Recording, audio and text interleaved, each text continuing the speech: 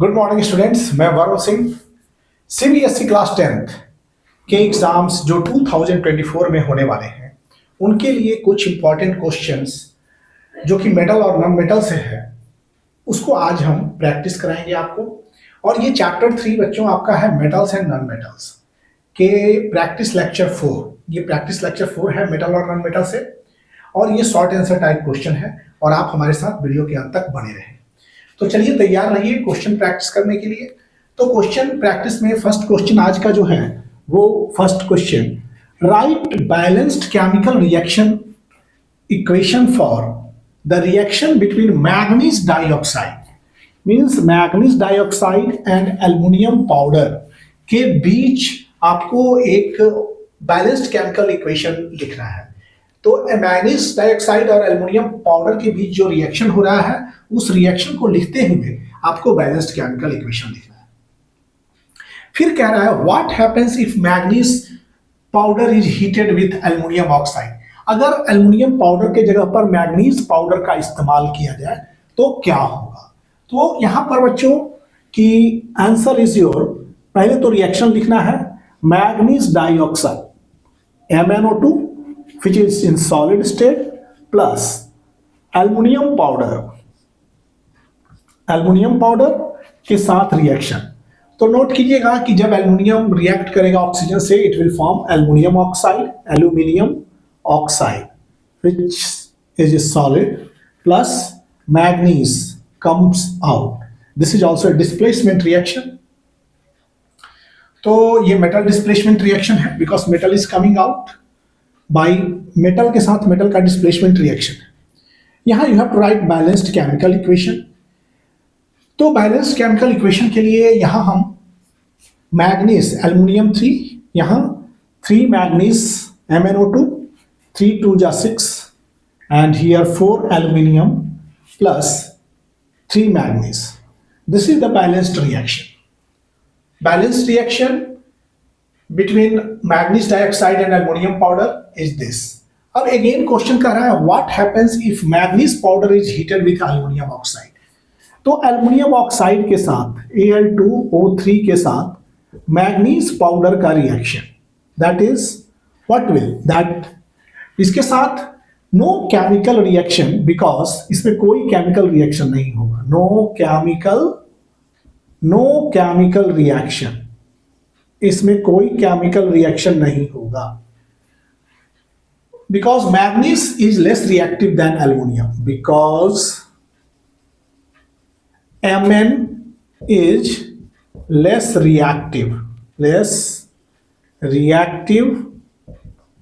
Then aluminium. Aluminium से ये कम reactive होता है। ओके, तो you have to write first the balanced chemical equation between manganese dioxide and aluminum. So this is the balanced chemical equation for the reaction. And again, what happens if manganese powder is heated with aluminum oxide? अब manganese का powder aluminum oxide के साथ react करेगा तो क्या होगा। तो इसमें no reaction will take place because Mn is less reactive than aluminum. Second question है बच्चों, इस क्वेश्चन को हम इरेज कर देते हैं। Now,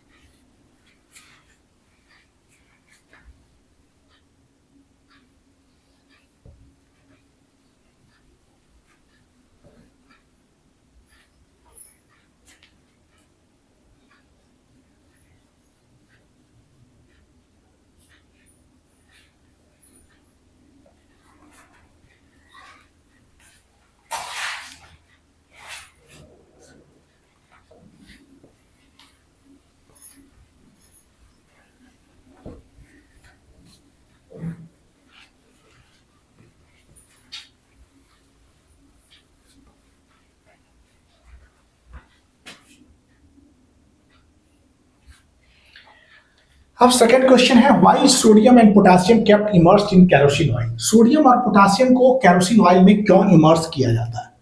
तो बच्चों आप जानते हैं कि सोडियम और potassium are placed above in the reactivity series. Activity series में सबसे पहले है पोटेशियम, तब सोडियम, तब कैल्शियम, तब है मैग्नीशियम, तब aluminium and zinc, iron, lead और देन हाइड्रोजन। ये सारे एलिमेंट्स हाइड्रोजन के अबाव है। और लेकिन सबसे ऊपर सोडियम, पोटेशियम एंड सोडियम। तो पोटेशियम सबसे टॉप है एक्टिविटी सीरीज में, आफ्टर दैट कम्स सोडियम। तो ये बहुत ज्यादा रिएक्टिव है, वेरी रिएक्टिव, बहुत ज्यादा, very reactive and react violently, reactive. Okay, तो यहां sodium and potassium are very reactive metal. Sodium आपको इस तरह से लिखना है and potassium, potassium are very reactive, very reactive metal. Sodium and potassium क्या है? बहुत ही रिएक्टिव मेटल है। It react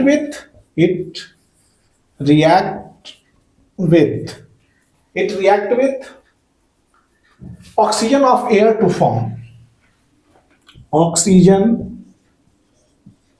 of air to form, oxygen of air to form sodium oxide and potassium oxide, sodium oxide and potassium oxide.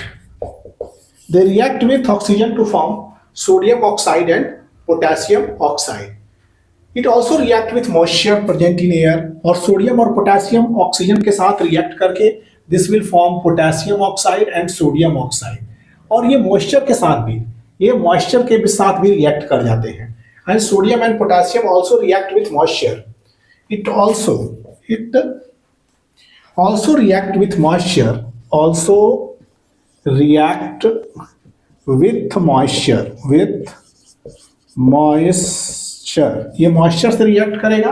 Present in air, present in air to form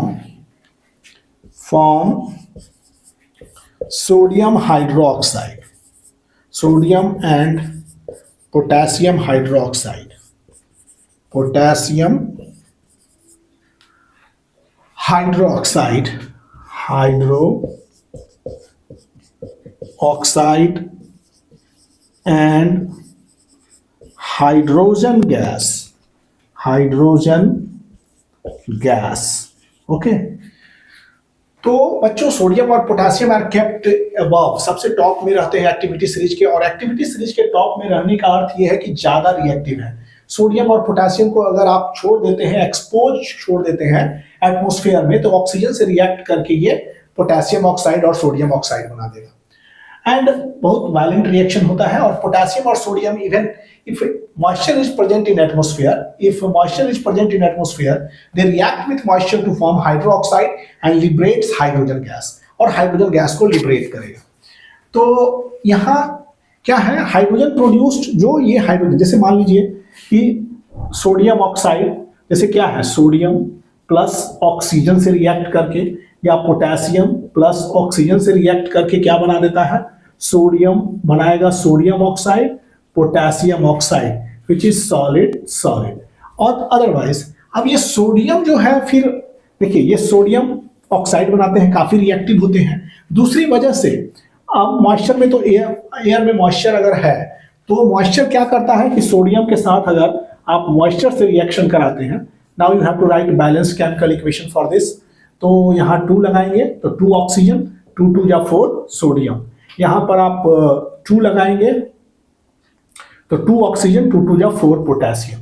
तो sodium और potassium का ये reaction है air के साथ।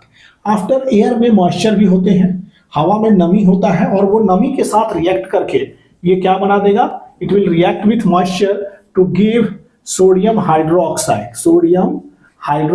विच is aqueous, and then hydrogen gas is produced. This happens also here. Then here sodium balance this to oxygen, and here it will form 2 sodium hydroxide. This is the balanced chemical equation. और बच्चों यहाँ पर hydrogen produce जो होगा, ये hydrogen जो produced होगा जब सोडियम और पोटेशियम मॉइस्चर के संपर्क में आएंगे, तो हाइड्रोक्साइड और हाइड्रोजन गैस प्रोड्यूस होगा। और हाइड्रोजन गैस जो प्रोड्यूस्ड होगा वो साइमल्टेनियस उसमें आग लग जाने की संभावना होती है। तो यहां पर hydrogen produced some time catches fire. Okay, hydrogen, this hydrogen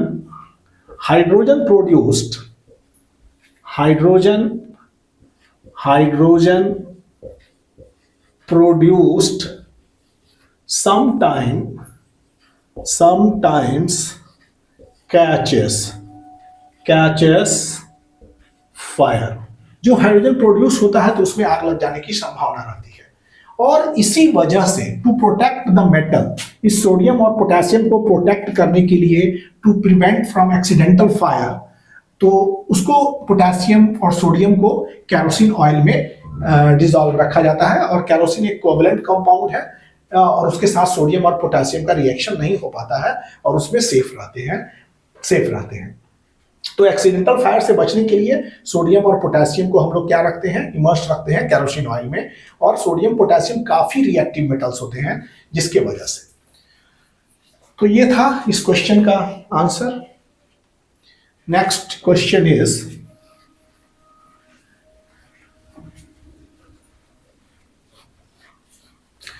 next question है कि कौन सा मेटल, ये शॉर्ट आंसर टाइप क्वेश्चन है आपका, और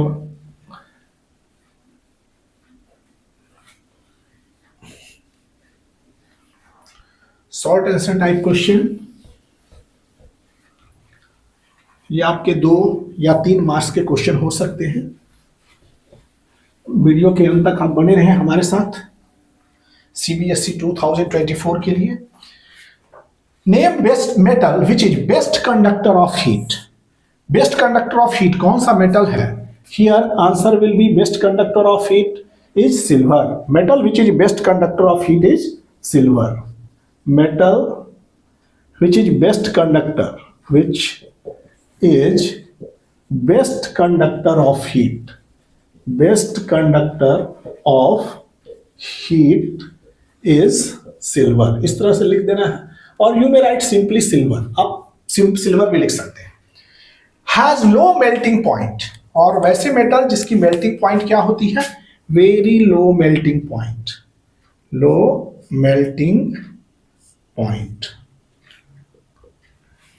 तो बच्चों इसमें वेरी लो मेल्टिंग पॉइंट में जो बी है वो है gallium. Gallium very low melting point is gallium. वो मेटल जिसका मेल्टिंग पॉइंट बहुत लो होता है तो वो गैलियम है. And C does not react with oxygen even at high temperature. वैसे मेटल्स का नाम बताइए जो कि हाई टेम्परेचर पर भी वो ऑक्सीजन के साथ रिएक्ट नहीं कर पाते हैं. तो वैसे मेटल्स जो एक्टिविटी सीरीज में सबसे नीचे हो, यहाँ पर एक्टिविटी सीरीज हमने लिखाया था, तो एक्टिविटी सीरीज में जो सबसे नीचे है, तो सबसे नीचे कौन है आपका? गोल्ड है, प्लैटिनम है, सिल्वर है.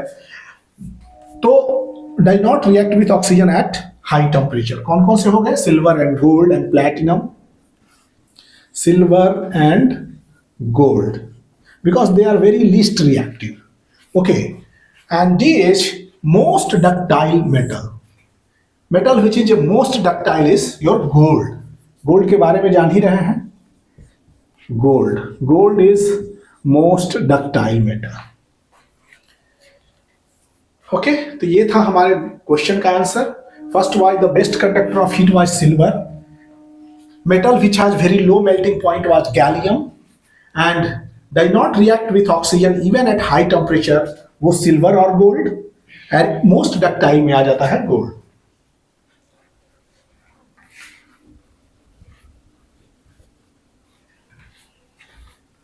बस खींच करके इसको वायर में कन्वर्ट करना इज कॉल्ड डक्टिलिटी. अब नेक्स्ट क्वेश्चन इज एक बहुत इंपॉर्टेंट है.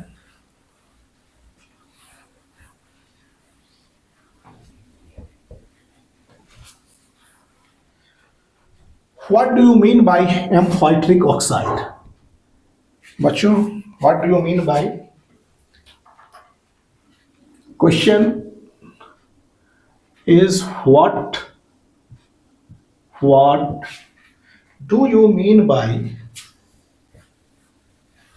एम्फॉइट्रिक ऑक्साइड। एम्फॉइट्रिक ऑक्साइड आप जानते हैं कि वो एसिड और बेस। क्वेश्चन है what do you mean by amphoteric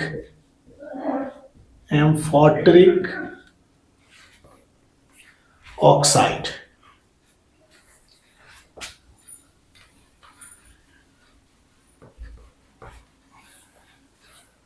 mean by amphoteric oxide. Amphoteric oxide से आप क्या समझते हैं? एंड फ्रॉम द फॉलोइंग आपको दिया रहेगा कुछ, from the following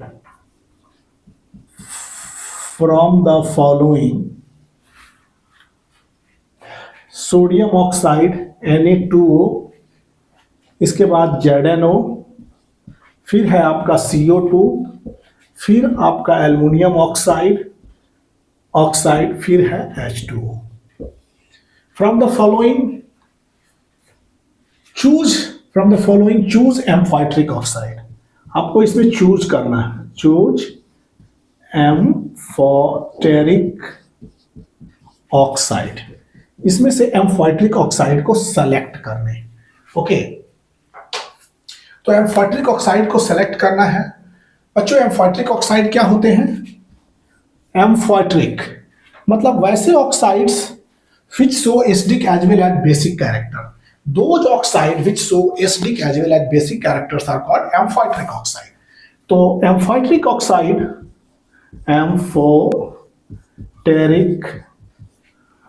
oxides are those oxides which show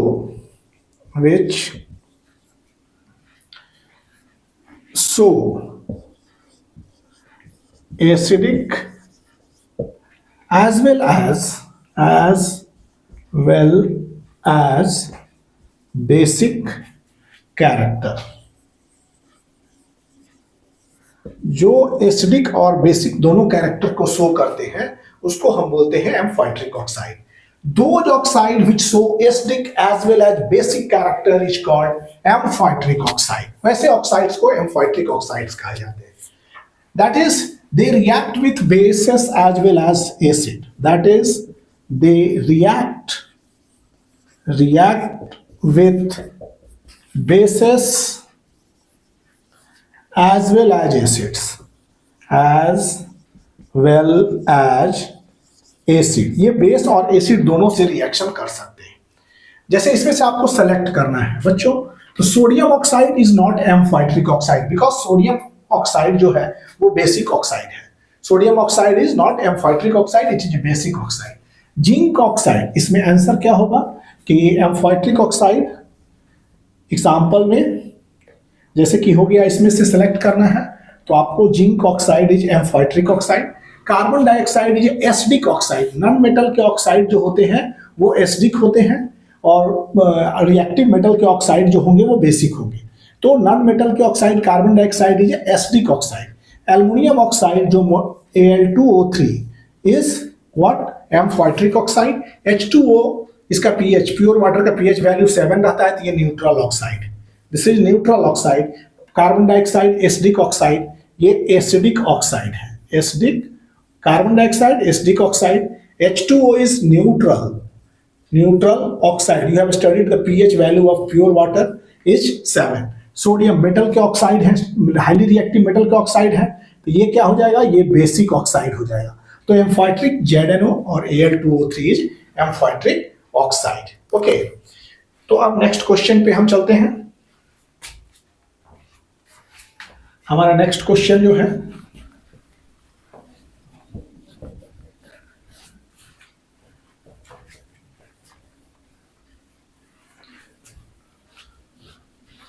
अब किस chemical process is used for obtaining a metal?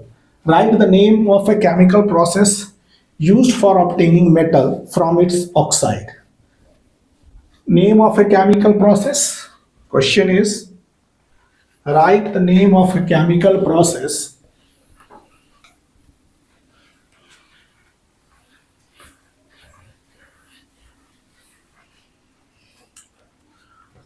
question write the name of chemical process used for obtaining a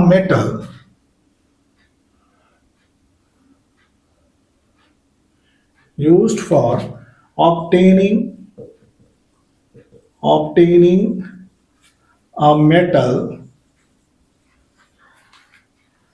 from its oxide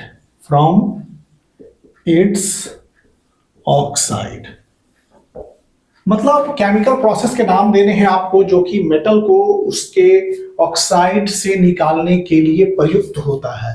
means right the name of a chemical process used for obtaining metal from its oxide. Metal से oxide में obtain करने के लिए जिस भी chemical process का इस्तेमाल होता है उसके बारे में आपको बताना है.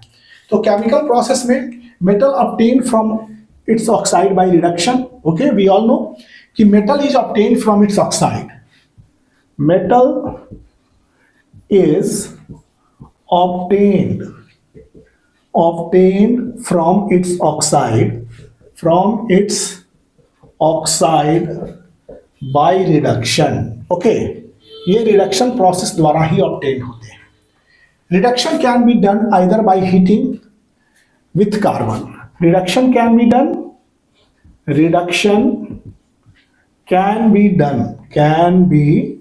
done either by heating with carbon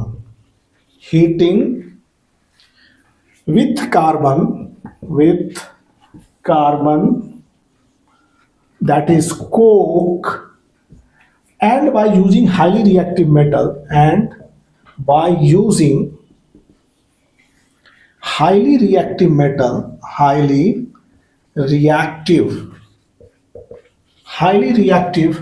metals या हाईली रिएक्टिव मेटल्स को यूज करके such as sodium, potassium, aluminium, मीनियम एंड कैल्शियम, इनको इस्तेमाल करके भी रिड्यूस किया जाता है. जैसे बच्चों जिंक है, that is zinc oxide, metal के ऑक्साइड है. Name the chemical process. यहाँ क्वेश्चन है chemical process used to obtain metal को ऑब्टेन करना है. कहां से? मेटल के ऑक्साइड से आपको मेटल ऑब्टेन करना है. तो पहला जिंक ऑक्साइड में देखेंगे तो जिंक ऑक्साइड ये इसमें कार्बन से हम रिएक्ट कराते हैं, कोक से रिएक्ट कराते हैं. तो ये क्या हो जाता है? This will form Zn. Physical state mention करने जरूरी होते हैं, एंड कार्बन मोनोऑक्साइड गैस. और कभी कभी वैसे मेटल्स होते हैं जिनको आप कार्बन से नहीं रिड्यूस कर सकते हैं, जैसे कि मान लीजिए कि मैग्नीज डाइऑक्साइड, और थर्मिट प्रोसेस में एल्युमिनियम का इस्तेमाल होता है, एल्युमिनियम पाउडर का. तो यहाँ manganese dioxide can not be reduced by carbon, इसको कार्बन से नहीं रिड्यूस कर सकते हैं. So here aluminium powder is used. This is solid. What will get? Manganese, Mn. और बहुत ज्यादा इस रिएक्शन में हीट लिबरेट होता है. सो ये कंपाउंड लिक्विड स्टेट, ये मेटल जो होगा वो लिक्विड स्टेट में आपको मिलेगा, and plus aluminium oxide you will get, and plus heat is energy. यही आयरन रहता तो इसको बोलते थर्मिक प्रोसेस है. Okay, this reaction is highly exothermic, और हीट इतना बनता है, heat produced is so large that metal produced in molten state, ये मेटल मॉल्टेन स्टेट में आपको प्राप्त होगा. ओके, तो बच्चों name the chemical process used for obtaining metal from its oxide. तो दो तरह के प्रोसेस होते हैं, या तो आप रिडक्शन बाय कार्बन कर सकते हैं, और वैसे मेटल जिनको कार्बन से नहीं रिड्यूस कर सकते हैं उसको एल्युमिनियम पाउडर का इस्तेमाल करके कर सकते हैं. तो जो एल्युमिनियम पाउडर का जहां इस्तेमाल होगा जिस मेटल के लिए, उसमें लार्ज अमाउंट ऑफ हीट निकलेंगे, और जो मेटल मिलेगा आपको वो मॉल्टन स्टेट में मिलेगा, पिघला हुआ लिक्विड स्टेट, लिक्विड फॉर्म में. Okay. Next question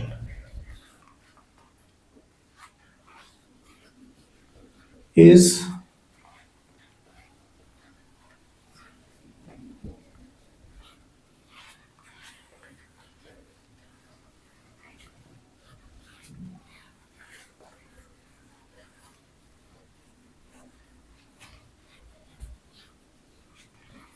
ये शॉर्ट आंसर टाइप क्वेश्चन है आपके, and so go through this question many more times for your exams. Question है आपका, what is an alloy?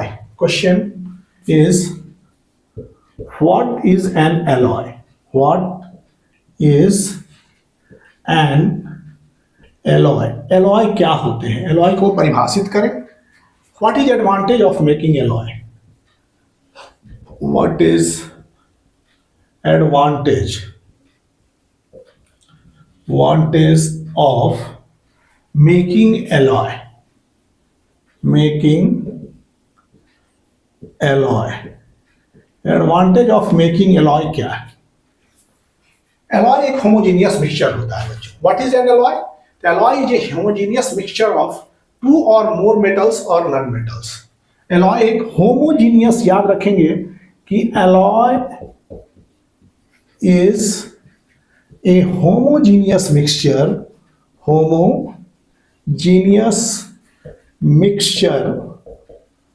of two or homogeneous mixture of two or more metals or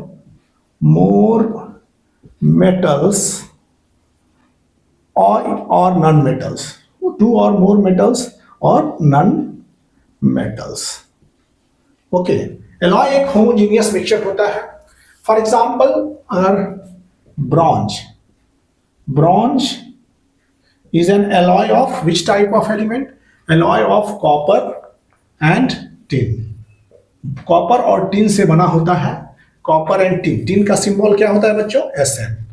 copper and tin का ये alloy है bronze. Steel is an alloy of iron and carbon. Bronze. Brass is an alloy of copper and zinc. Brass is an alloy of copper and zinc. Steel is an alloy of iron, carbon and nickel. Steel is an alloy of iron, chromium, nickel and carbon. Iron, chromium, nickel and carbon. ये stainless steel is an alloy of iron, chromium, nickel and carbon. Okay. अब हम लोग किस purpose से alloy बनाते हैं? तो purpose of making alloy is उसके हार्डनेस को बढ़ाने के लिए. हार्डनेस ज्यादा हो जाएगा तो ज्यादा मजबूती आएगा. तो purpose of making alloy, purpose of making alloy बनाने के पीछे क्या मकसद होता है? तो purpose of making alloy is to increase the hardness of metal. First, to increase the hardness of metal के हार्डनेस को बढ़ाने के लिए इस्तेमाल करते हैं. Second, to increase tensile strength, to modify chemical activity of metal, to modify chemical activity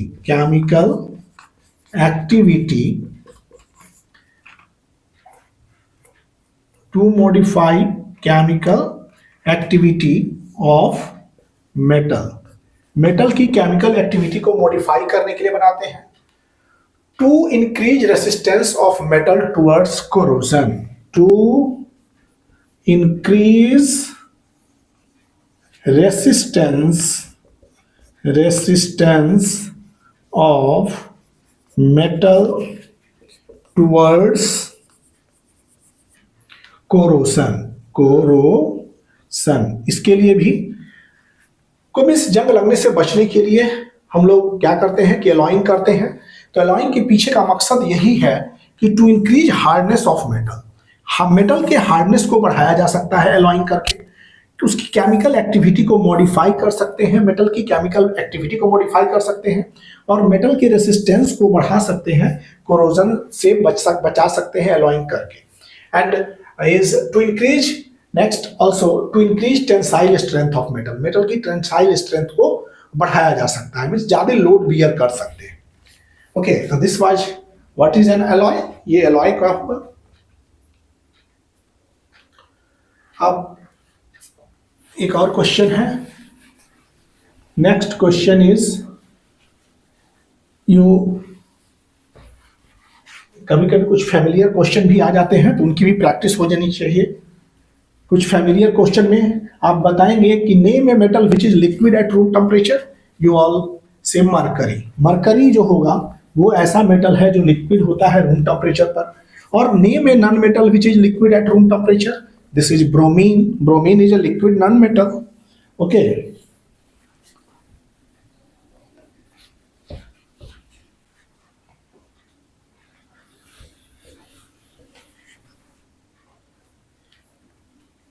question, give an example of metal, give an example of metal, give an example of metal which is liquid at room temperature, metal A which is liquid at room temperature, which is liquid at room temperature। वैसे metal का नाम बताएं जो कि liquid हो room temperature पर। B कह रहा है can be easily cut with knife, can be easily cut with knife, और चाकू से आसानी से काटा जा सके। C is best conductor of heat, metal which is best conductor of heat, heat का best conductor हो। and D is the poorest conductor of heat, conductor of heat, heat का पोरेस्ट कंडक्टर हो। ओके, तो बच्चों उस metal का example देना है जो लिक्विड हो रूम टेम्परेचर में। तो यहां इसके लिए कौन सा आंसर सही होगा? Answer is here, answer is metal which is liquid at room temperature is mercury, mercury A का आंसर है mercury, symbol is Hg, Latin name is hydrargyrum. अगर यही बात होता name non metal which is liquid at room temperature तो वहां आप bromine लिखते। बी का आंसर है, B is your what, B is can be easily cut with knife. उस मेटल का नाम बताइए जो कि आसानी से नाइफ से कट जाए, तो वो नाइफ से कट जाए, that is sodium and potassium. एक हो गया सोडियम भी very soft metal, and potassium, sodium and potassium, sodium and potassium. Best conductor of heat, ये ए है, ए का आंसर है। And C best conductor of heat क्या हो जाएगा आपका? Silver, silver is the best conductor of heat, symbol Ag। And D poorest conductor of heat is lead, lead is the poorest conductor of heat, lead, lead is poorest conductor of heat. तो बच्चों यहां फिर से एक बार question को समझ लें, give an example of metal which is liquid at room temperature, तो liquid at room temperature में A में है mercury, this is mercury। can be easily cut with knife, इसमें हो जाएगा सोडियम, सिंबल इसका सोडियम का Na और पोटेशियम का K। तो can be easily cut with knife में सोडियम एंड पोटेशियम को आसानी से नाइफ से काट सकते हैं। Best conductor of heat, heat का best conductor is your silver. And the poorest conductor of heat is lead, symbol is Pb, lead, plumbum Latin है। तो ये हुआ। तो बच्चों chapter wise question practice for CBSE exam 2024 में ये जो है हमारा प्रैक्टिस लेक्चर 4 जो कि मेटल एंड नॉन मेटल से था, यही समाप्त हुआ। और हम कुछ long answer type and short answer type question को लेके अगले वीडियो में फिर आपसे मिलते हैं। तब तक thank you for watching videos, please like share and subscribe the channel. Thank you.